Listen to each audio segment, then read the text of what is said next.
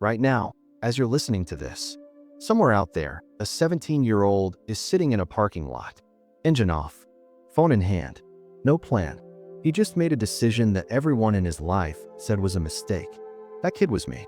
And the first thing I want to tell you is this. The decision wasn't the mistake. What came after? That's where most people get it wrong. Because here's what nobody told me in that parking lot. Here's what no teacher, no YouTube video, no motivational poster ever said.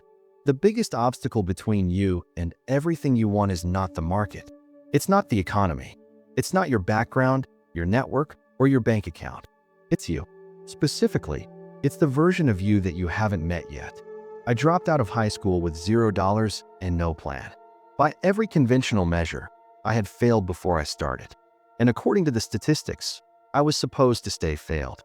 But statistics describe averages, and you are not average. I built a company to $1 billion.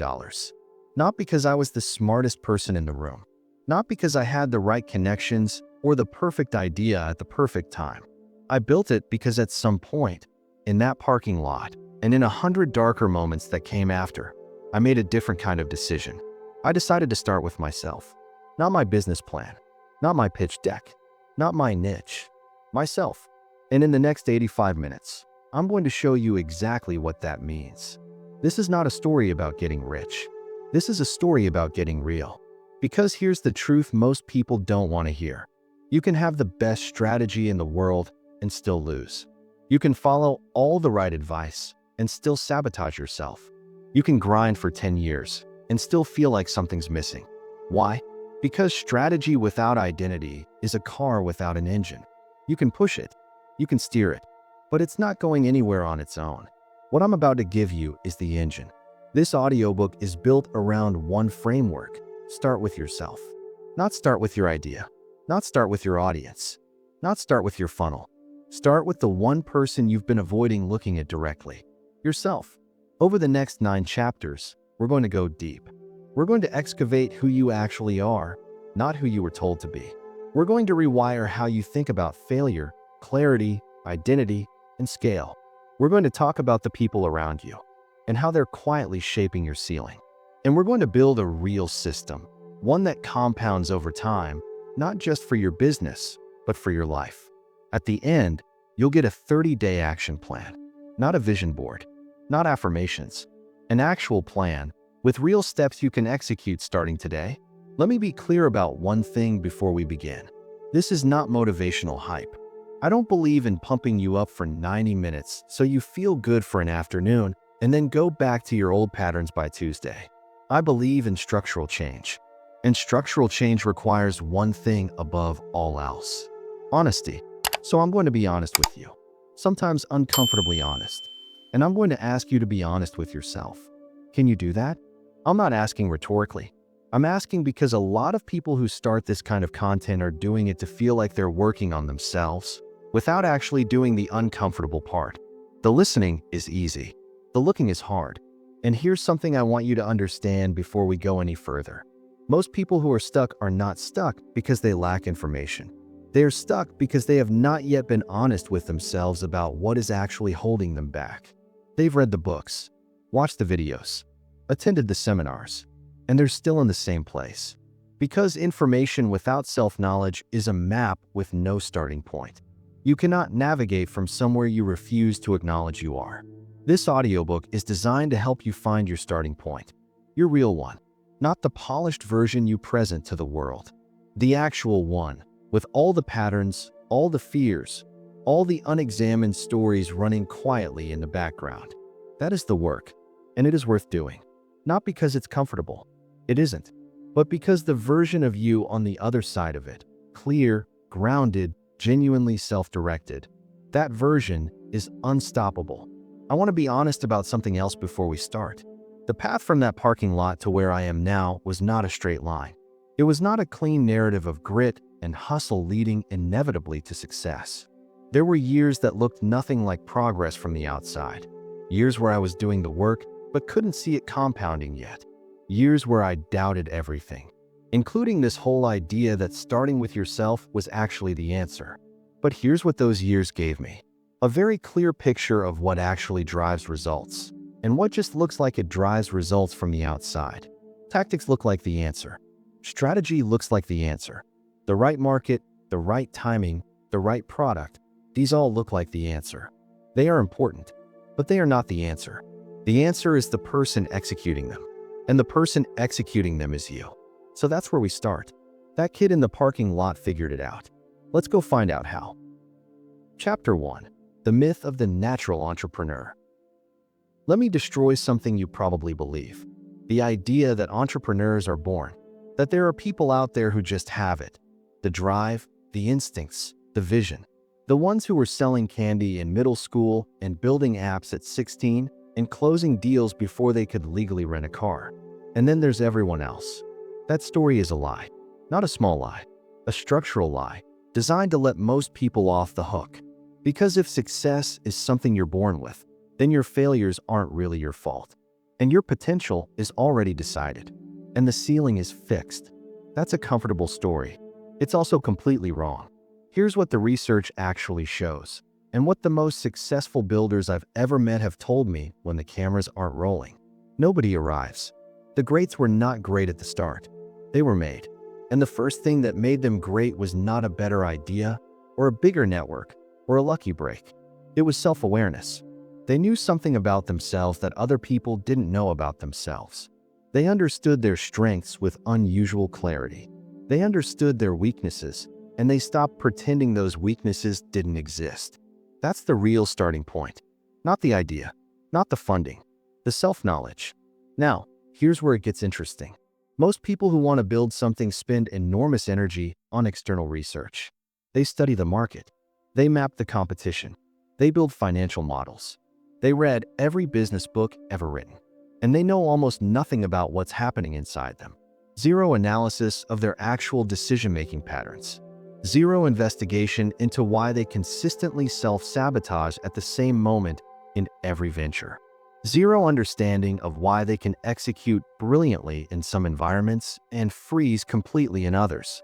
That gap between external knowledge and internal knowledge is where most businesses die, not in the market. Inside the founder, I see it constantly. Brilliant people with brilliant ideas who keep hitting the same invisible wall. And the wall is always the same thing. They haven't done the internal work. Let me give you a specific example. When I was 19, I launched my first real business. I had spent months on the product. I knew the market backward. I had a go-to-market plan I was genuinely proud of. And within 90 days, I had destroyed it. Not because the product was wrong. Not because the market wasn't there. Because I couldn't handle the pressure of early rejection. One bad week, a few clients who said no, a few conversations that went sideways, and I started making decisions from fear instead of from strategy. I changed the pricing. I changed the positioning. I changed the product. In 3 months, I had pivoted so many times there was nothing left to pivot. The business died because I wasn't ready, not because the business wasn't good. And here's the insight that took me years to fully understand. That was not a business problem. That was an identity problem. I had no idea who I was as a builder. I had no idea what I actually valued. No idea what kind of failure I could absorb and what kind would break me. No idea what environments I was built for and which ones I wasn't. I was running on assumptions, most of them wrong. And that is not unique to me. The average person starts their entrepreneurial journey knowing less about themselves than they know about their smartphone. They've memorized every feature, every shortcut, every app. And they've never sat down, seriously, uncomfortably, honestly, and asked the most important question. Who am I really? Not who do I want to be. Not who do my parents want me to be. Not who does my social media profile say I am. Who am I actually? What do I do under pressure? What do I run from? What am I genuinely good at? Not just what I want to be good at, but what actually comes naturally to me. Where do I consistently underperform and why? Those questions are the foundation. Everything else is furniture. You can rearrange the furniture forever and still be living in the wrong house. Think about the contrast for a moment. 2 founders, same market, same product, same timing. One has spent 200 hours researching competitors and 0 hours understanding their own psychology. The other has done the market research and spent real time understanding how they make decisions under stress, what triggers their self-doubt, where they consistently show up strong, and where they go quiet when it matters most. Who do you think builds something that lasts? The entrepreneur who knows themselves deeply, accurately, has an advantage that no amount of capital can replicate. Because self-knowledge compounds. Every decision gets cleaner. Every hire gets smarter. Every strategy gets sharper. Because you're not making decisions through a fog of unexamined assumptions and unconscious fears. You're making decisions from clarity. And clarity is the most powerful force in business. Not hustle, not luck, not some secret framework. Clarity. It sounds simple, but it is not easy. Because real self-knowledge requires something most people are not willing to do. It requires looking at the parts of yourself that you don't like, the patterns that embarrass you, the fears you've built entire identities around hiding, the stories you've told yourself about why you failed, stories that feel true but exist primarily to protect your ego. Here's the thing about those stories. They are expensive. Every story you tell yourself to avoid the truth is a tax on your future performance. It's interest you pay in slow decisions, in missed opportunities, in that gnawing feeling that you could be doing more but aren't. The most successful people I know are not the most confident. They're not the most talented. They're not even the hardest working. They are the most honest about themselves. That honesty is the real competitive advantage. Here's what that looks like in practice and why it matters so much. The average entrepreneur spends their first year building a product and wondering why it isn't selling. The self-aware entrepreneur spends their first month asking, what is my actual relationship with selling? Do I believe in what I'm building enough to hear no 40 times and keep going? Am I afraid of the phone call, or the rejection, or what the rejection will confirm about me? Those are different starting points, and they produce radically different outcomes. The average entrepreneur, when things get hard, asks, what's wrong with my strategy? The self-aware entrepreneur asks, what's happening inside me right now? And is that affecting my decisions? That's not weakness. That is the most sophisticated diagnostic question you can ask. Because in 9 out of 10 cases, the strategy is fine. The execution is fine. The person behind the execution is running on a pattern that hasn't been examined. And that pattern is costing them everything. You are not going to be that person, because you've already started asking the right questions. And it starts in the next chapter. Chapter 2. Excavating your real identity. Who are you? Not your job title, not your goals, not your Instagram bio. Who are you? Most people can't answer that question with any real precision. And that's not a personal failure, it's a design problem. You were raised in a system that never asked you to develop real self-knowledge. School taught you math, history, grammar. It did not teach you how to understand your own psychology. Your family gave you values, but mostly unconsciously, mostly through behavior, rarely through explicit conversation. And the culture around you is built to keep you distracted, not reflective. So most adults arrive at age 25 or 30 or 40, carrying a full set of beliefs, patterns, and identities that they never consciously chose. They just absorb them. And those absorbed patterns are now running their lives. Here's the brutal truth. Your current results are not the result of your intentions. They're the result of your patterns. The patterns you run automatically. The ones that activate before your conscious mind even gets involved. The pattern that says, I'm not ready yet, every time you're about to do something that matters. The pattern that says, who am I to charge that much? Every time you price your work. The pattern that says they won't take me seriously before you've even walked into the room. These are not logical conclusions. They are inherited programs. And the first step, the absolute first step, is identifying them. This is what I call the excavation. You're not building from scratch. You're uncovering what's already there. The real architecture of your psychology, buried under years of performance, assumption, and avoidance. So let's dig. The first layer, your origin story. Every person has a story they tell themselves about where they come from and what that means. My story was, I'm the dropout. I don't fit in systems. I have to prove myself. That story had power. It drove me. But it also cost me, because it made me allergic to structure. I resisted good advice because I didn't want to seem like I needed it. I resisted partnership because I was terrified of depending on anyone. My origin story was fuel and a cage. What's yours? What do you tell yourself about where you came from and what it means for where you can go? And more importantly, where is that story limiting you? Because here's the key insight. Your origin story is not a fact. It is an interpretation. And interpretations can be changed, not by ignoring the past, by reframing it, by choosing what your history means, rather than letting it decide your future by default.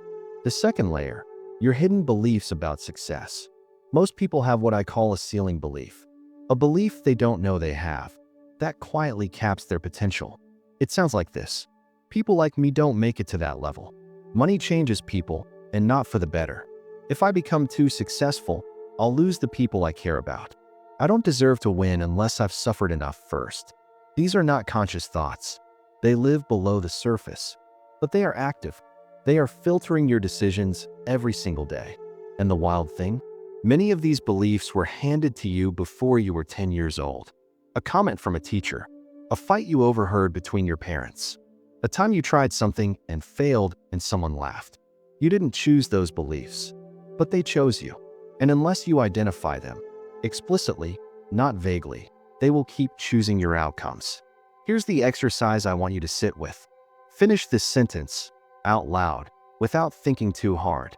I would build something bigger if it wasn't for the fact that whatever came up, that's your ceiling belief. Write it down. Don't argue with it yet. Don't try to fix it. Just name it. Because named things lose some of their power. The pattern that runs in the dark cannot survive the same way once you shine a light on it.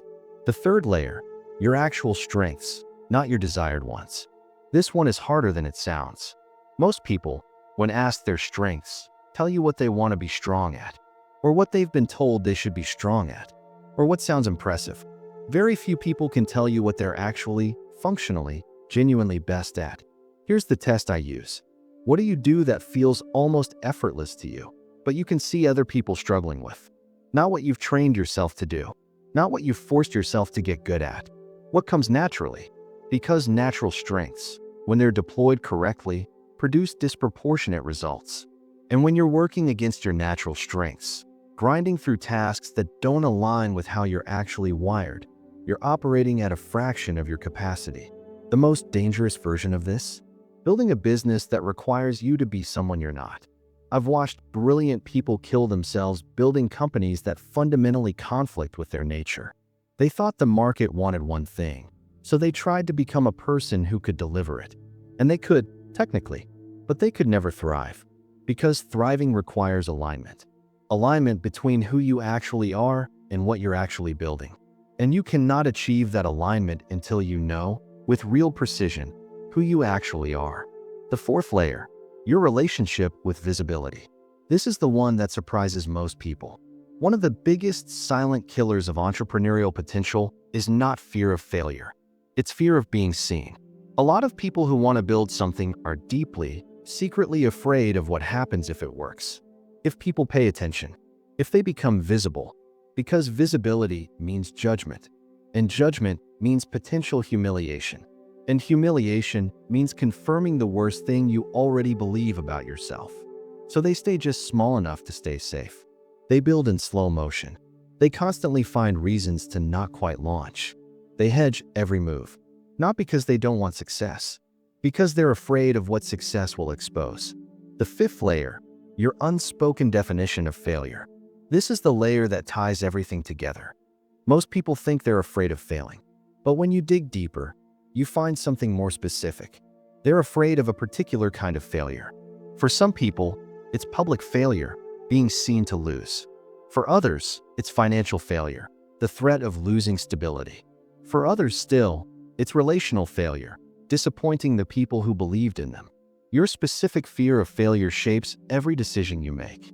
It determines which risks you take, which you avoid, and which you pretend you're not avoiding. Until you know your specific failure fear, precisely, honestly, you cannot override it. Here's a way to find it. Think about your last significant hesitation, a moment when you held back from something that mattered. Ask, what specifically was I afraid would happen? Don't accept the surface answer. Go one level deeper, and then one level deeper again. What you find at the bottom, that specific, personal, often embarrassing fear, that is your data. That is the thing you've been working around without knowing it. Now you know it. Do you recognize yourself in any of this? Because if you do, that's not a weakness. That's data, and data can be worked with. The excavation is not about finding out you're broken. It's about finding out exactly where the wiring is crossed, so you can fix it. Because the version of you that exists on the other side of this excavation, that person is different. That person moves differently, decides differently, builds differently. That's the person we're building toward. Let's keep going. Chapter 3: Rewiring Failure, the Neuroplasticity Blueprint. You have been taught to be afraid of failure, and that teaching, however well-intentioned, may be the single most expensive lesson you've ever received. Because the people who build at the highest level don't just tolerate failure. They require it. Not because they enjoy pain, not because they're reckless, because they understand something that most people never grasp. Failure is not the opposite of success. Failure is the path to success. And the way you respond to failure, at the neurological level, determines how fast you travel that path. Here's the science, simplified. Your brain has a threat detection system. It's fast, it's powerful, and it was designed primarily for physical survival in an environment that no longer exists. Every time you fail, or even anticipate failing, that system activates. Heart rate up, cortisol spike, cognitive narrowing. Your brain is now in protection mode. And protection mode is not creative mode. It's not strategic mode. It's not builder mode. Protection mode asks one question: how do I survive this? Not, what can I learn from this? Not, how does this make me better? How do I get out of danger? And so you retreat. You contract. You make defensive decisions. You pull back from the market, right when the market is giving you your best feedback. This is not a character flaw. It is a biological response. But here's what's remarkable. That response can be retrained. This is not metaphor. This is neuroscience. The brain is neuroplastic, meaning it physically rewires itself based on repeated experience and deliberate practice. The neural pathways that fire together wire together, and the pathways that go unused fade. So the question is not, can I change how I respond to failure? The question is, what am I practicing? If every failure leads to withdrawal and shame, you are practicing withdrawal and shame. You are strengthening those pathways, and the next failure will produce the same response, faster. If every failure leads to curiosity and extraction, you are practicing curiosity and extraction. You are building new pathways, and over time, your default response to failure starts to shift. This is the neuroplasticity blueprint, and it has 3 steps. Step 1, the separation. When you fail at anything, your brain will immediately try to merge the failure with your identity. I failed becomes I am a failure. The task is to interrupt that merge. Immediately, consciously, every time. The language that does this. Not, I am bad at this, but my current approach isn't working. Not, I can't do this, but I haven't figured this out yet. Not, I failed, but that attempt produced information. This is not positive thinking. This is accurate thinking. Because the failure is not you. It's a data point. A result of a specific action in a specific context at a specific moment. And data can be analyzed. Data can be used. Your identity, if you protect it, remains intact for the next attempt. Step 2, the extraction. Most people treat failure like a wall. Elite builders treat it like a door. After every significant failure, and I mean this literally, as a practice, you sit down and you ask 5 questions. 1, what did I expect to happen? 2, what actually happened? 3, where exactly did the gap appear? 4, what would I need to change to get a different result? 5, what does this failure tell me about myself, about my assumptions, my execution, my timing?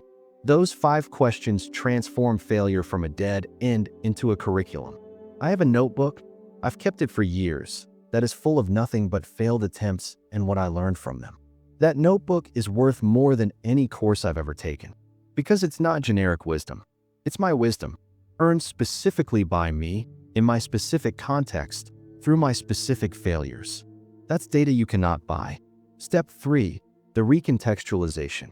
This is the most powerful step, and the most counterintuitive. It asks you to look back at your failures and identify what they gave you, not what they cost you, what they gave you. The failed business that cost me 6 months and all my savings gave me an understanding of cash flow that no MBA program could have taught me. The relationship that fell apart during my hardest year gave me an understanding of my own emotional patterns that I had been avoiding for a decade.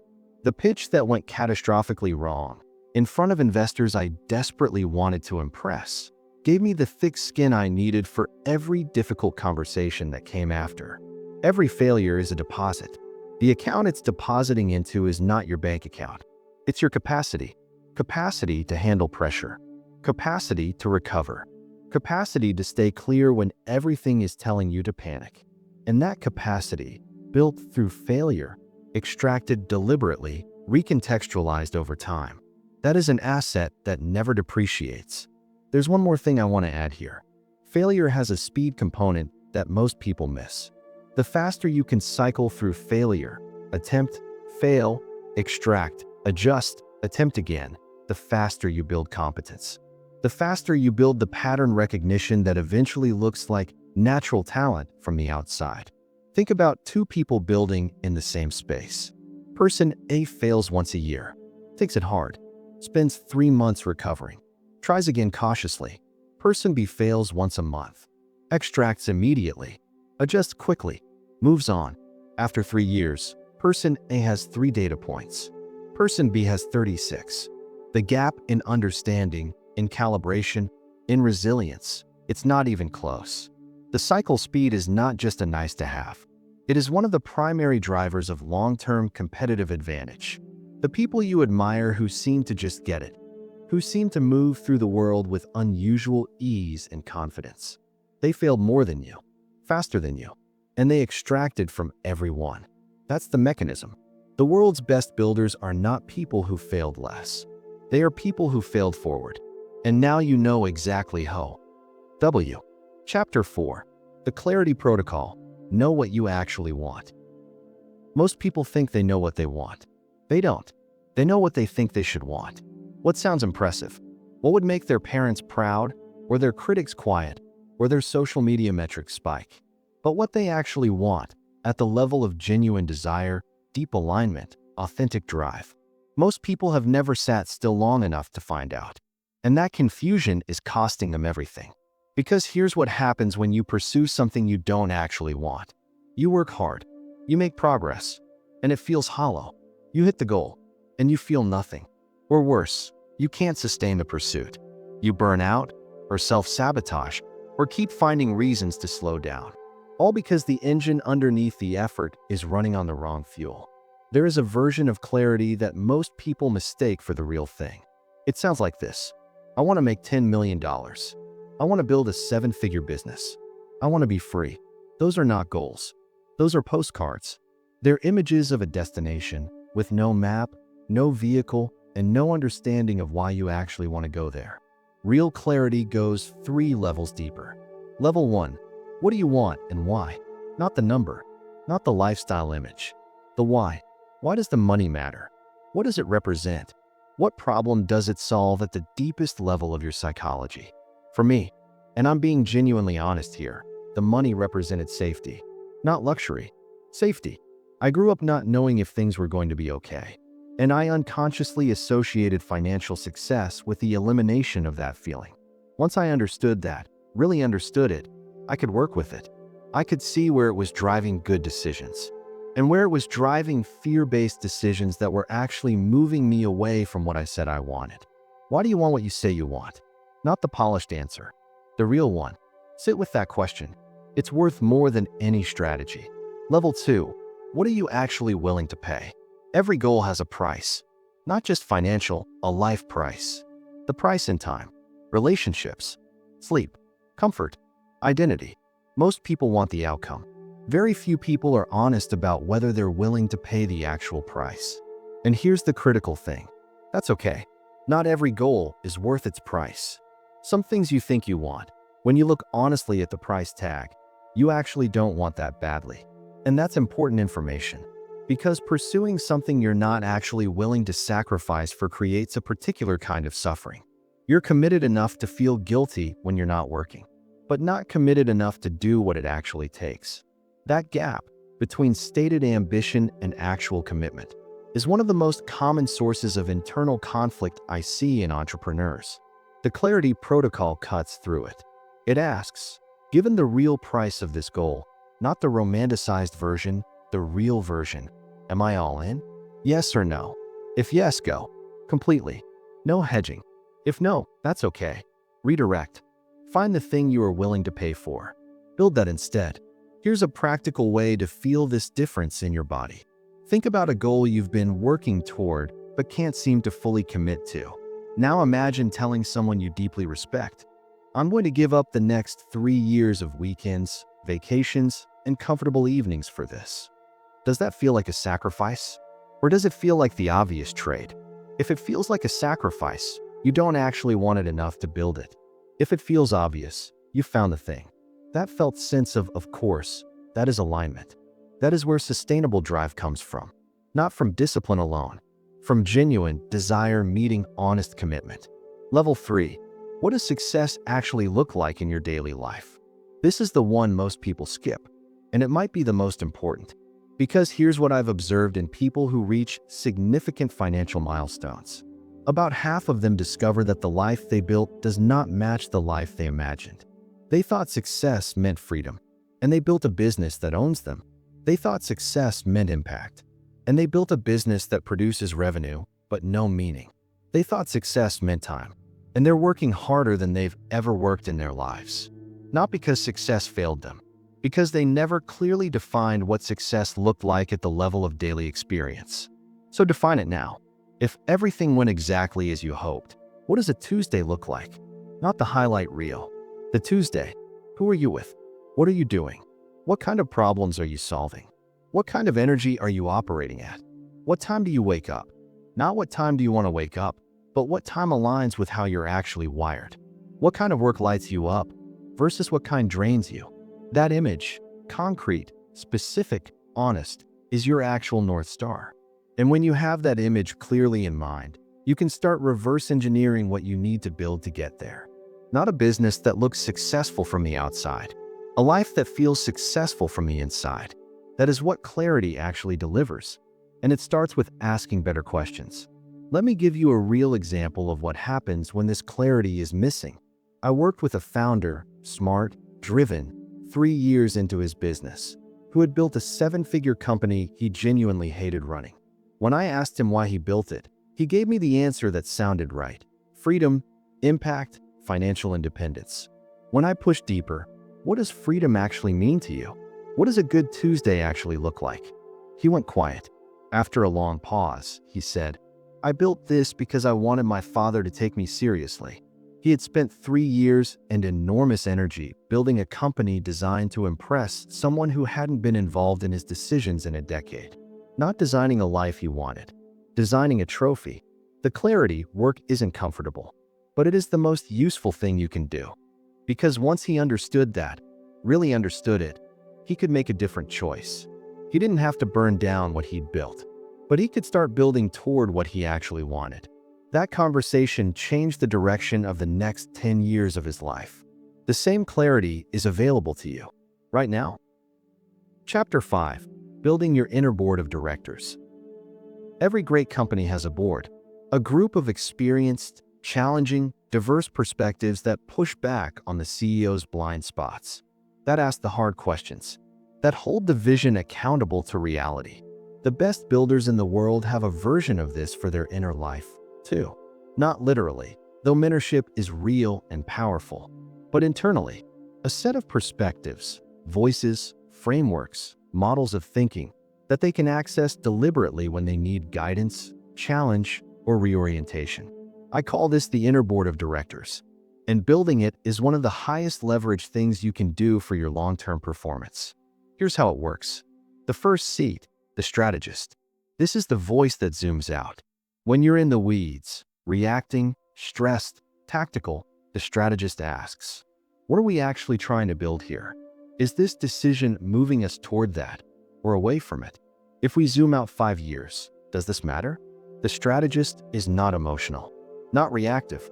The strategist is playing a long game and constantly orienting your decisions toward that game. Most people don't access this perspective when they need it most. Because when you're stressed and reactive, the last thing your brain wants to do is zoom out. So you train yourself to call the strategist deliberately. You build the habit of pausing, even for 90 seconds, before making significant decisions and asking, what would the strategist say? The second seat, the challenger. This voice exists to dismantle your comfortable assumptions, not to be negative, to be rigorous. The challenger asks, what are we assuming here that might be wrong? What's the scenario where this completely fails? And are we prepared for it? Are we building what customers actually need, or what we want to build?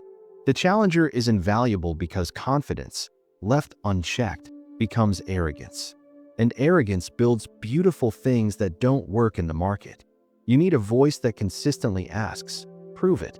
The third seat, the historian. This voice knows your patterns.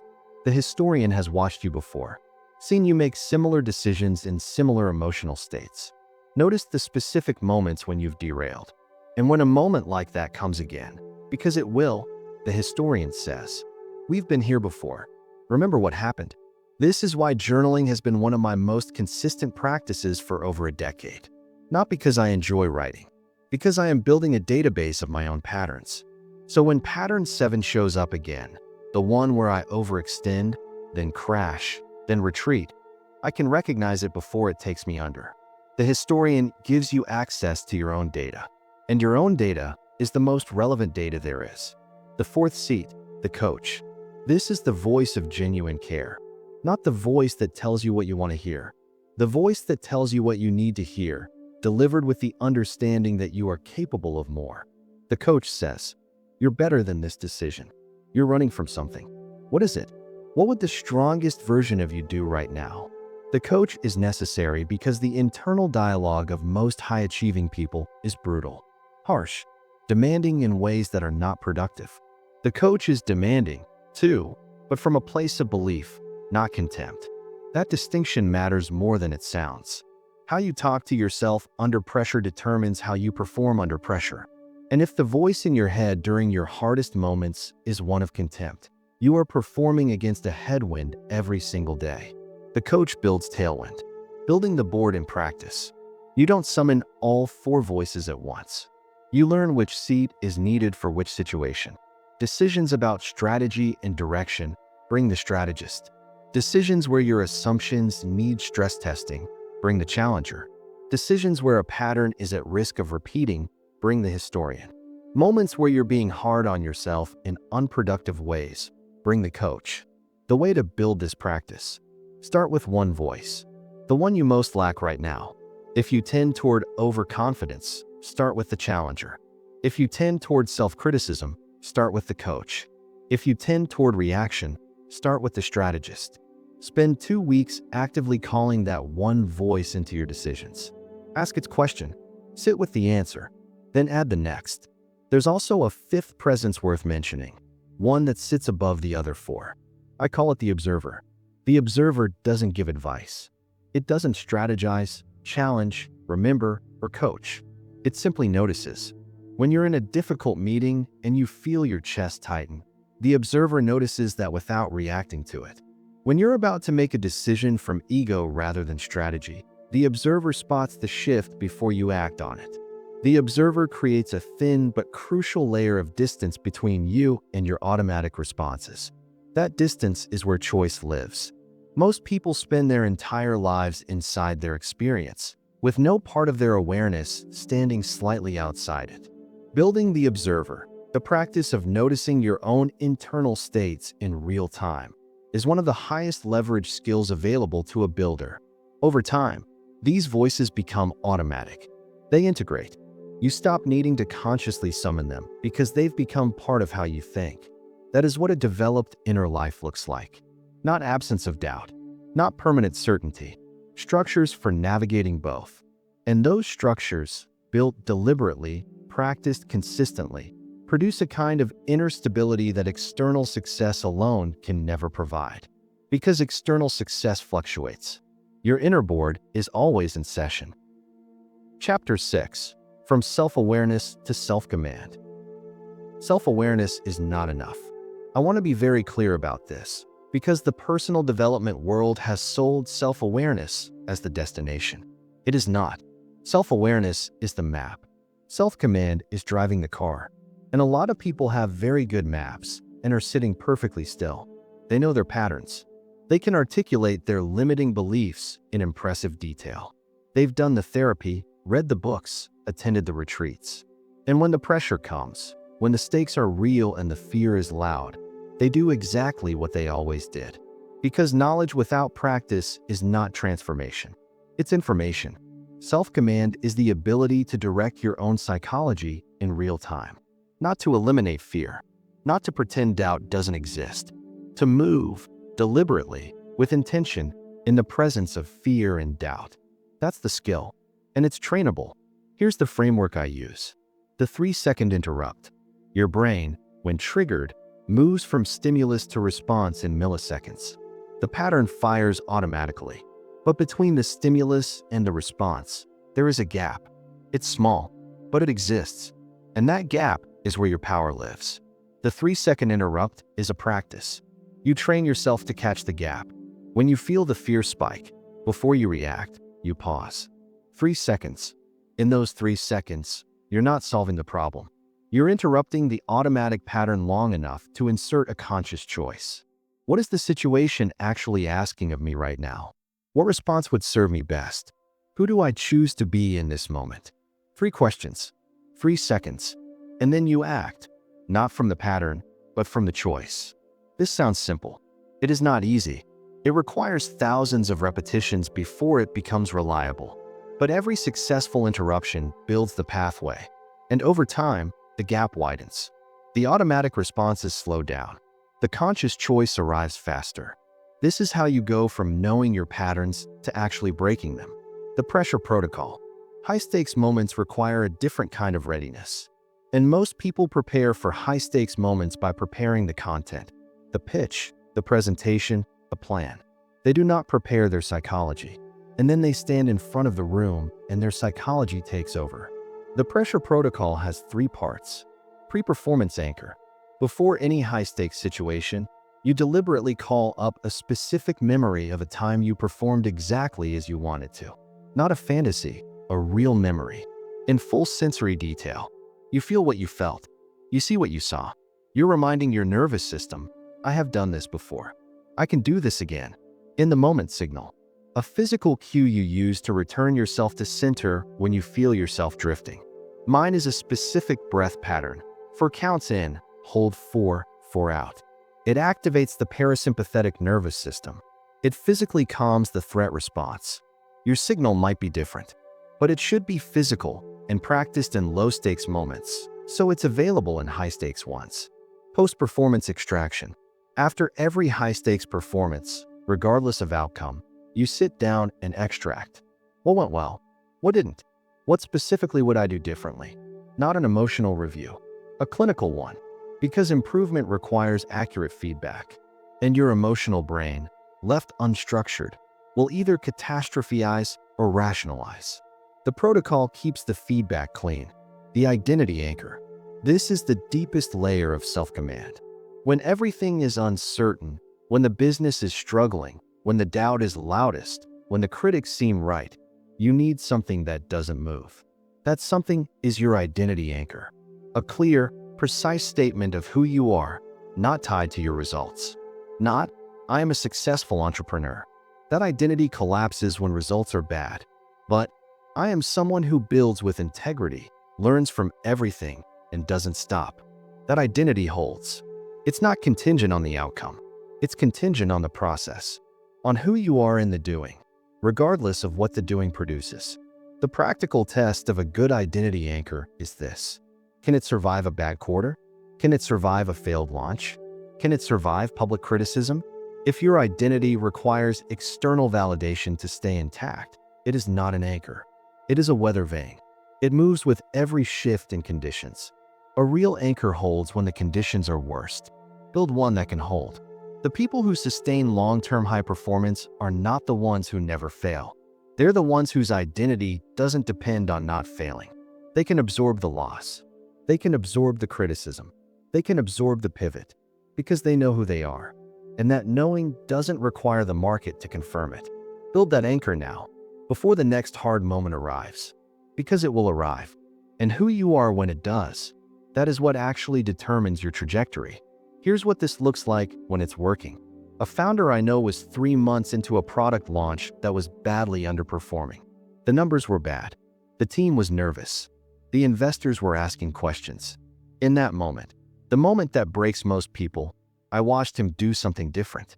He paused, not for long, a few seconds, and then he said, out loud, "This is the situation. What does it actually need from me right now? Not, why is this happening to me? Not, what will people think? Not, maybe I should have played it safer. Just, what does this need from me?" That pause, that 3 seconds of self-command, was the difference between a reactive spiral and a clear-headed response. He realigned his team, reset expectations honestly, and rebuilt the launch over the next 6 weeks.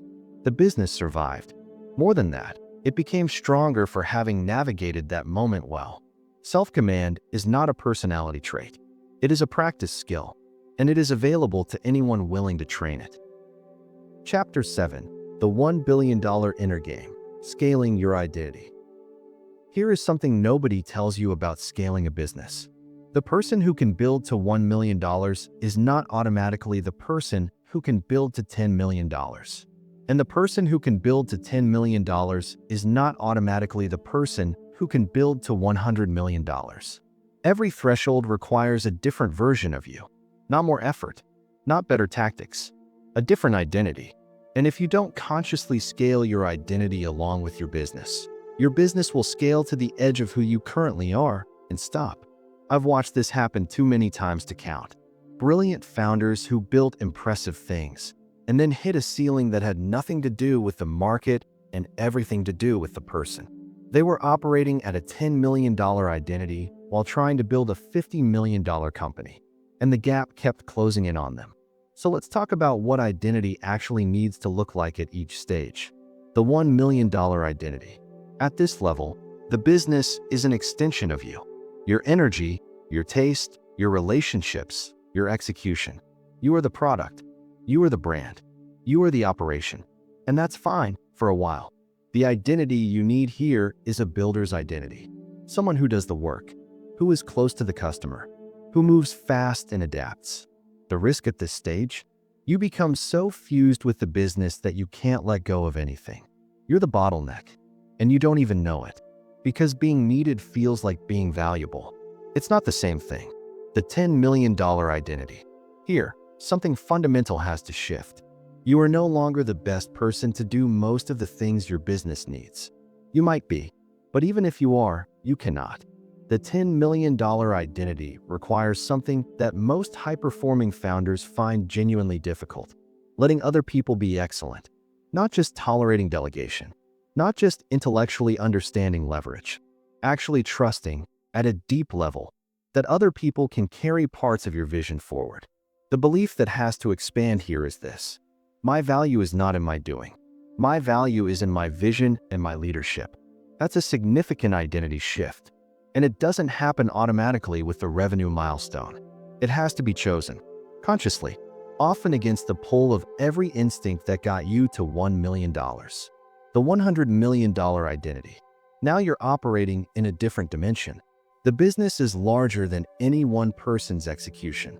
You're managing complexity, organizational, financial, cultural, that requires a fundamentally different skill set than building. The identity you need here is a systems identity. You think in structures, in incentives, in culture, in the kind of environment that produces the results you're after at scale. And perhaps most importantly, you've made peace with your distance from the day-to-day. One of the most common crises I see at this stage is founders who built something extraordinary and then feel completely lost inside it. Because the work that lit them up, the early building, the close customer contact, the hands-on creation, is no longer available to them in the same form. They're running a company, not building a thing. And if they haven't prepared for that identity shift, they either descend into micromanagement, retreating to the work that felt real. or they disengage, letting the company drift without a strong hand at the helm. Both are expensive. The solution is to have done this work before you arrive at that stage.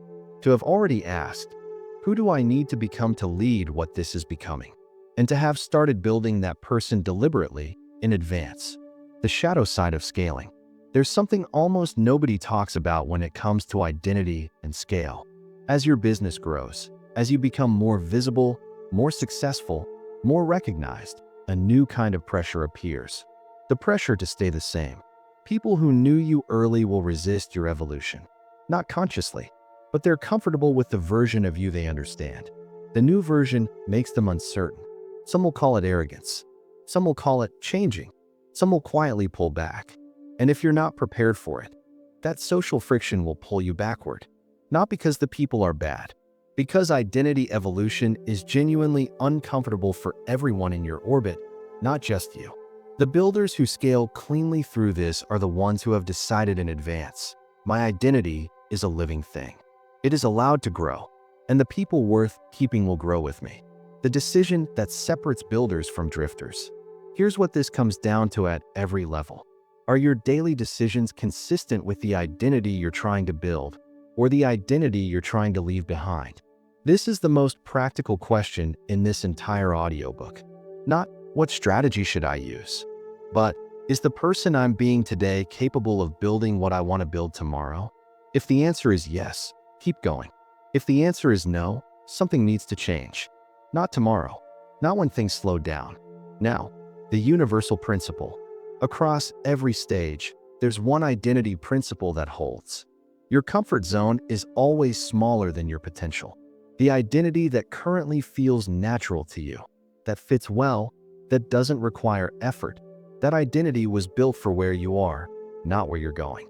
To go further, you have to stretch into an identity that doesn't fit yet. You have to make decisions that the future version of you would make before you feel like that version of you.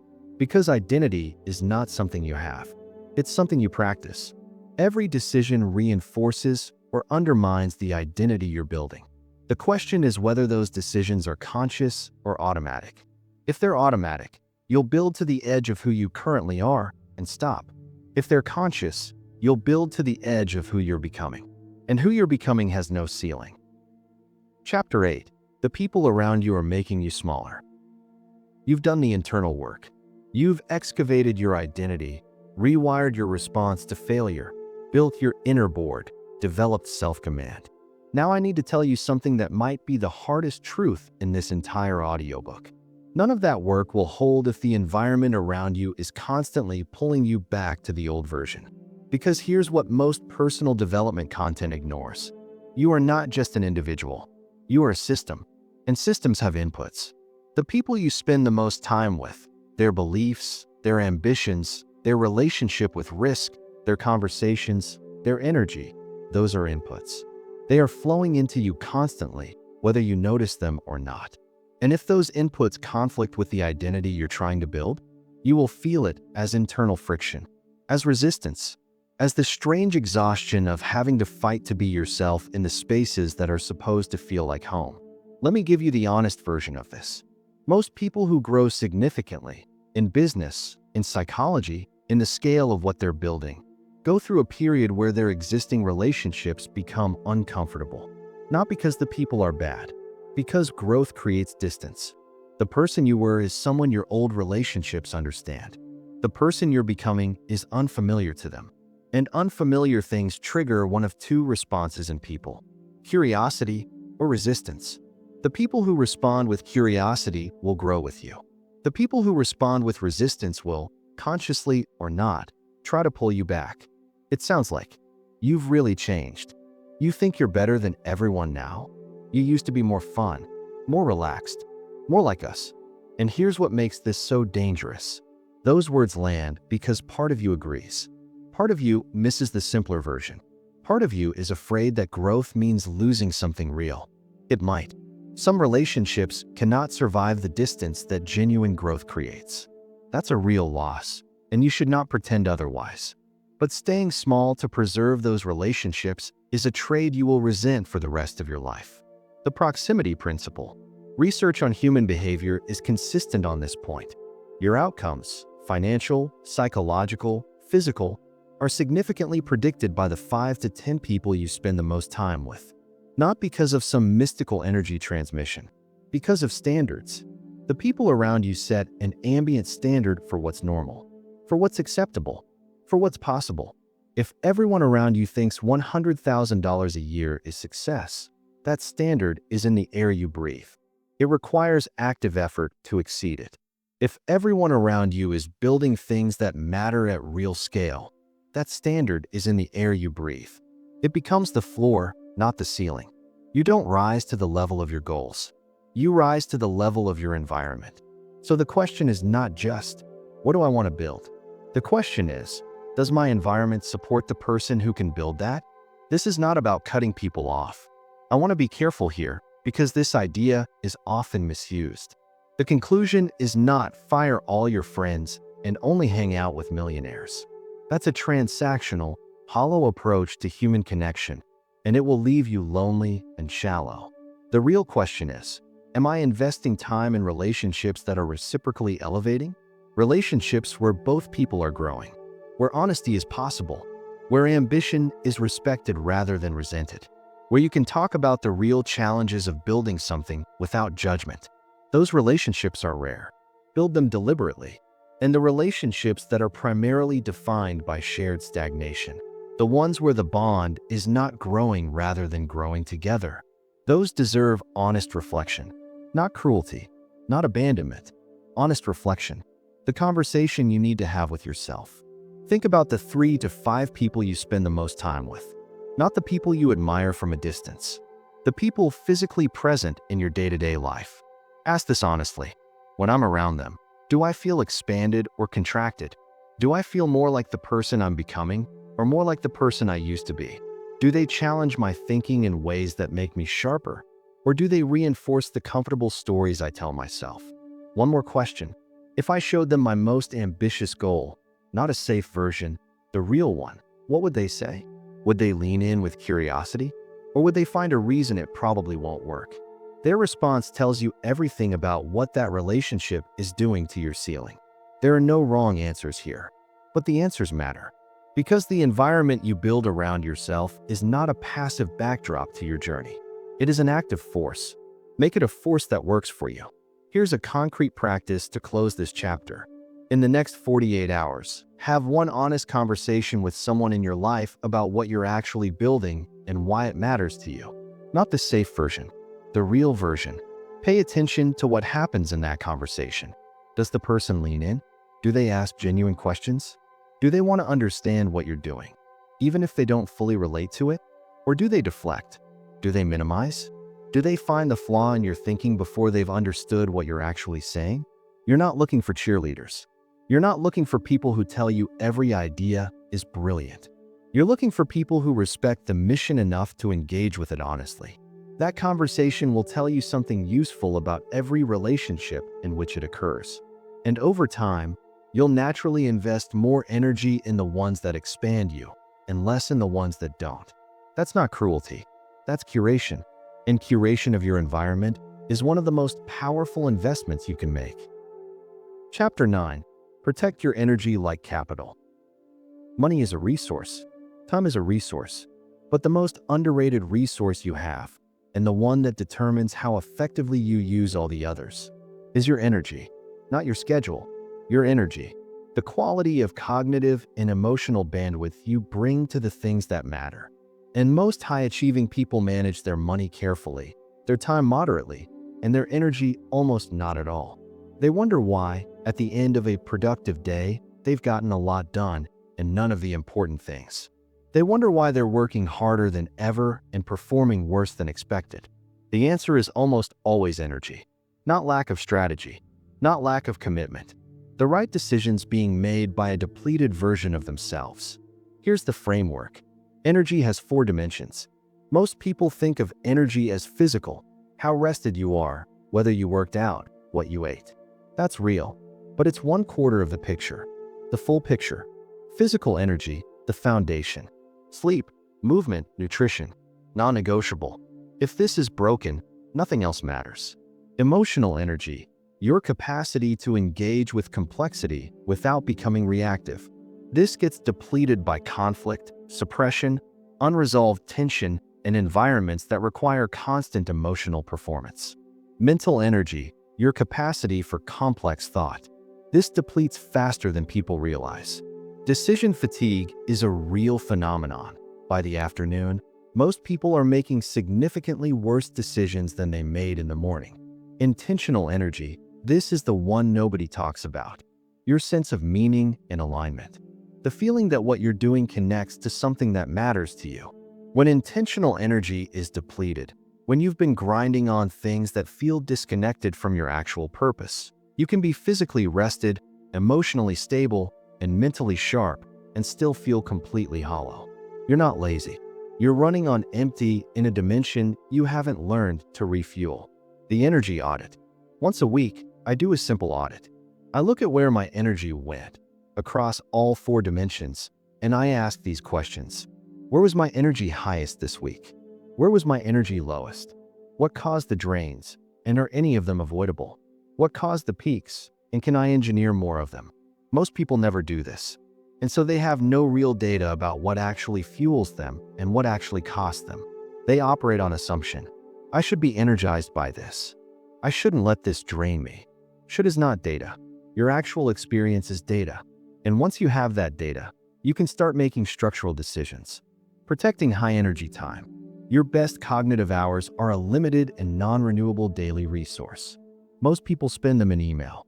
The highest leverage shift most builders can make is structural. Protect the first 2 to 3 hours of your day for your most important work. Not meetings. Not administrative tasks, not reactive communication, generative work, strategic thought, the things that only you can do, and that require your best thinking. Everything else happens after. This sounds simple. In practice, it requires genuine boundary setting with your team, your clients, and yourself. But the ROI is extraordinary, because the difference between your best thinking and your depleted thinking is not marginal. It is enormous. The energy drains that look like responsibilities. This is the hardest one. Some of the things draining your energy are things you feel obligated to keep doing. Relationships that take more than they give. Commitments that made sense 6 months ago and don't anymore. Roles within your business that you've outgrown but haven't handed off. Every obligation has an energy cost, and obligations left past their expiration date become energy debt. Not every drain can be eliminated immediately, but all of them can be named, and named things can be planned for. The goal is not to protect your energy by withdrawing from life. It's to be intentional about where your energy goes, so that when it matters, you have something to give. The single most overlooked energy practice. This is something I resisted for years. Before I understood energy as a system, I thought rest was weakness. I thought recovery was something you earned after the work was done. I was wrong, and it cost me. Here is what I now know. The quality of your output is directly tied to the quality of your recovery. Not just sleep, though sleep is foundational, but genuine recovery. Moments of real stillness, real disconnection from the urgency of building, real space for your mind to process and integrate. The athletes who perform at the highest level train hard and recover with the same intensity. The founders who build at the highest level work with focus and recover with intention. If your calendar has no white space, if every hour is allocated, every evening is occupied, every weekend is productive, you are not working at maximum capacity. You are depleting a battery and expecting it to stay charged. The discipline of recovery. The highest performing people I've worked with do not grind continuously. They work in concentrated bursts of genuine intensity, and then they recover with the same seriousness they bring to work. Not scrolling, not half-resting, genuine recovery. Sleep, movement, solitude, whatever restores their specific system. Because they've understood something that most grinders miss. Recovery is not the reward for hard work. Recovery is the mechanism that makes hard work sustainable.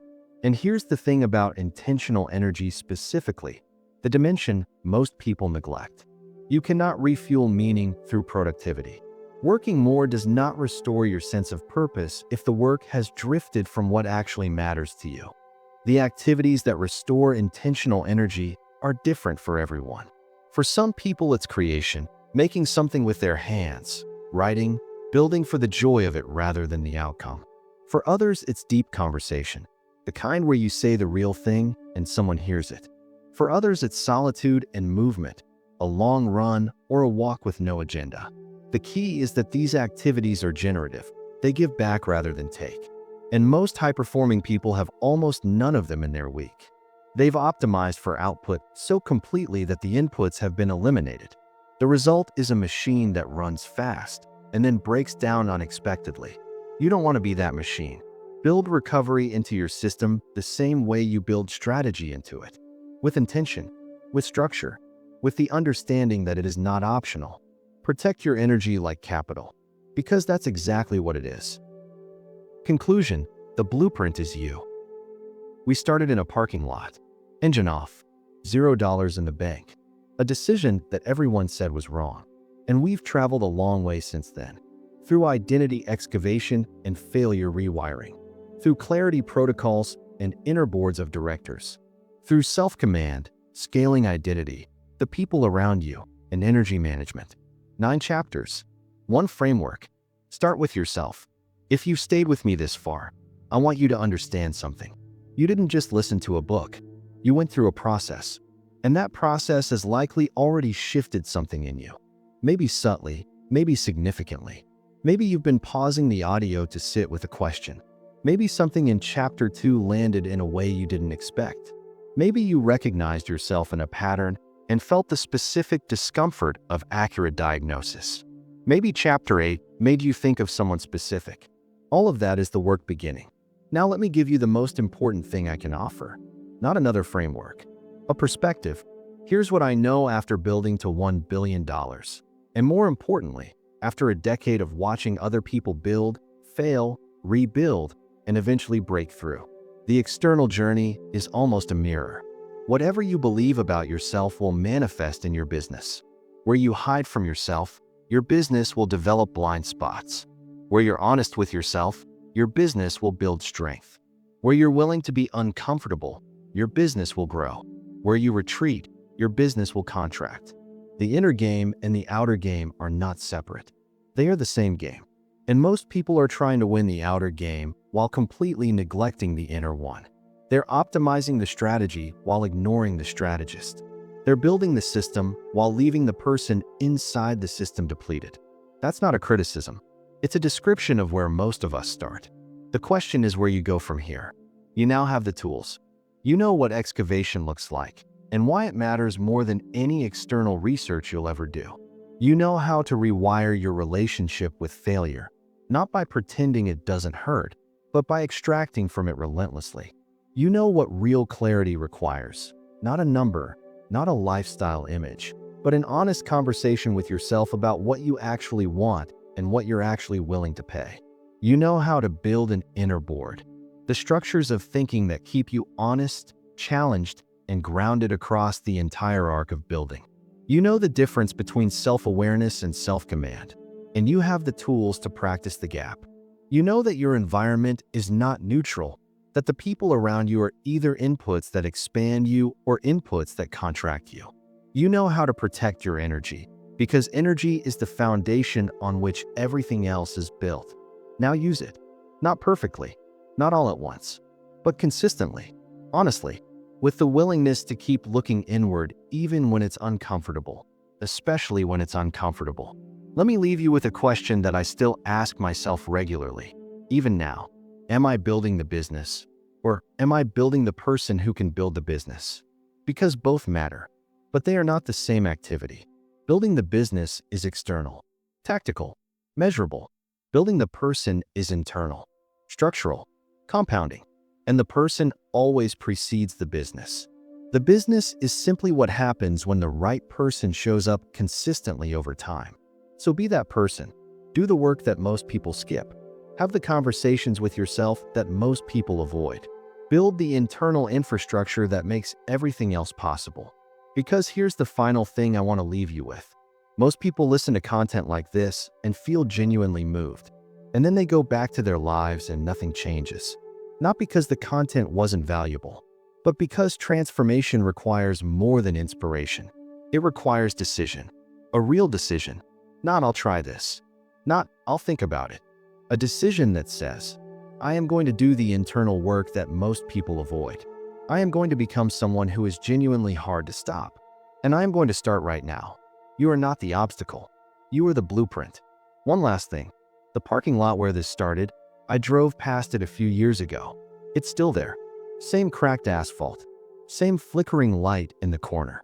The kind of place you forget about unless you have a reason to remember it. I sat there for a few minutes. Not for nostalgia, for perspective. Because that kid in the parking lot, the one with no plan, no money, and a decision everyone said was wrong, he couldn't see any of what came next. He couldn't see the company, the team, the people whose lives intersected with what he built. All he could see was the fear. And he built anyway. Not because he had it figured out. Because in that moment, he made a decision to start with what he had, which was himself. That's the whole blueprint. Not a secret framework. Not a hidden advantage. Just the decision to take yourself seriously. To do the internal work. To become, deliberately, the person your ambitions require. That decision is available to you right now. The parking lot is wherever you're listening to this. Make the decision. Go build. 30-day action plan. Start with yourself. This is not optional. The difference between people who listen to an audiobook and people who change their lives is not intelligence. It's not discipline. It's not even motivation. It's structure. So here's your structure. 30 days. 1 action per day. Designed to build the inner foundation that will compound for the rest of your career. Do not skip ahead. Do not do 3 days at once. 1 day, 1 action. Trust the accumulation. Week 1, excavate. Day 1, write your origin story. 2 pages. Unfiltered. Include the parts that are embarrassing. No editing, no polish. Day 2, identify your ceiling belief. Finish this sentence. I would build something bigger if it wasn't for the fact that. Write 3 honest answers. Day 3, list your actual strengths, not desired ones. Ask, what do I do that feels effortless to me but hard for others? Write at least 5. Day 4, identify your 3 most consistent self-sabotage patterns. Be specific. What triggers them? What do they look like in behavior? When did they last show up? Day 5, map your relationship with visibility. Do you fear being seen? What specifically do you fear people will see if you become more visible? Day 6, identify 3 inherited beliefs about money or success. Write each one down. Then write where it came from, as specifically as you can remember. Day 7, write a 1-page honest self-assessment. Not your highlight reel, your real current state. Strengths, patterns, fears, all of it. Week 2, rewire. Day 8, start a failure journal. Write your 3 most significant past failures. Apply the 5-question extraction to each one. Day 9, for each failure, identify what it gave you. Be rigorous. What specific capacity did you build through that experience that you wouldn't have built otherwise? Day 10, practice the separation. Every time you catch yourself saying, I am bad at this, reframe it to my current approach isn't working. Do this every time, all day. Day 11, define your clarity statement. Finish. I want X because genuine reason. Go 3 levels deep on the why. The 3rd level is usually the true one. Day 12, write your ideal Tuesday. Specific, sensory, honest. Not the highlight reel, the actual day you want to live. What time? Who? What work? What energy? Day 13, identify 1 goal you're pursuing that you're not actually willing to pay the full price for. Make a clear decision. Go all in or redirect. Day 14, practice the 3-second interrupt deliberately today. Any moment of automatic reaction, pause, 3 seconds, conscious choice. Journal about what happened. Week 3, build. Day 15, build your inner board. Write a 1-paragraph profile of each of the 4 voices: strategist, challenger, historian, coach. Day 16, identify which board member you most need right now. Write, in their voice, what they would say about your current situation. Day 17, do your first energy audit. Where was your energy highest and lowest this week? What specifically caused each? Day 18. Identify your best cognitive hours. Restructure 1 week schedule to protect the first 2 hours for generative work only.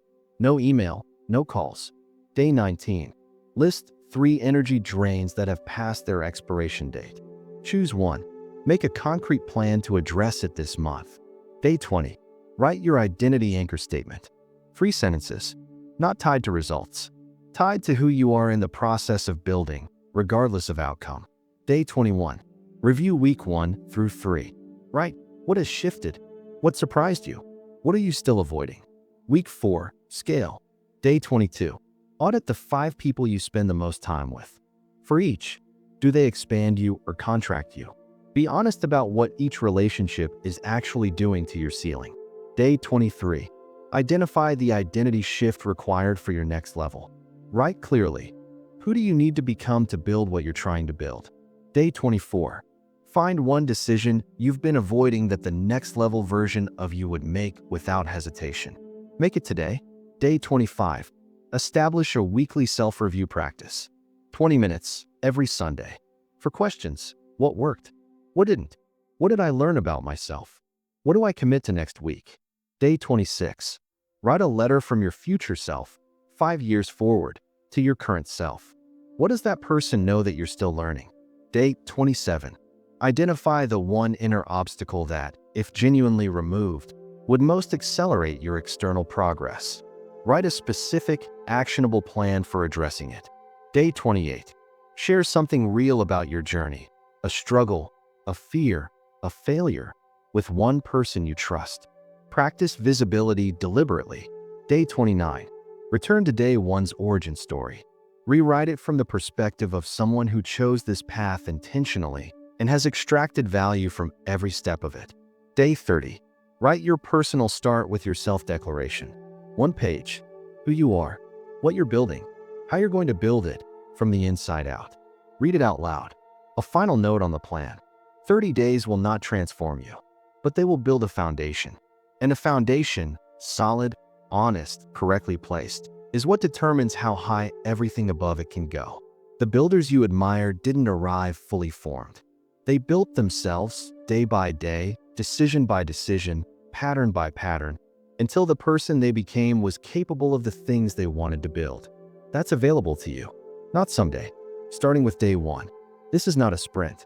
It is a practice. And a practice, sustained, honest, compounding, is how everything that lasts gets built. You started with nothing but yourself. That turns out to be everything. Now go.